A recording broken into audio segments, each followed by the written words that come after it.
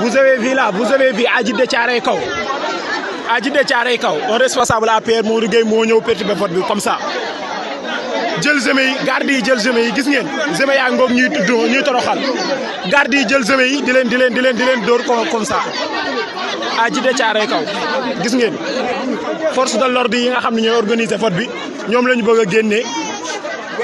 garde yi ñoo leen di génnee noonu garde Modou Gueye ñoo leen di génnee force yi nga xam ne ñooy jël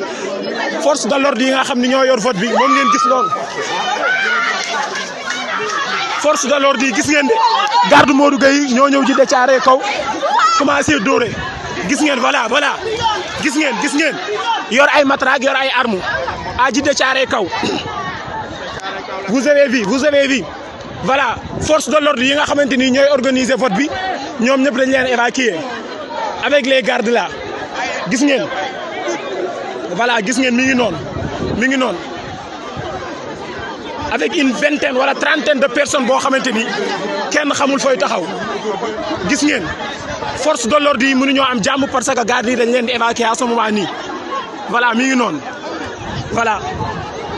et vous avez vu dañoo perturber vote bi yëpp à ce moment vote bi yëpp dañ koo perturber waaw vote bi yëpp dañ koo perturber Modou Gueye responsable APR moo ñëw fii CM Lansar à Djiddah Thiaroye Kaw perturber vote bi garde yi topp leen kenn mënatul voter à ce moment yéen a ngi ko gis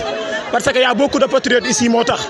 force de l'ordre yi nga xamante ni ñoo waroon organiser vote bi gis ngeen ñoom ñëpp garde yi dañ leen a téye mënuñoo def seen liggéey et voilà.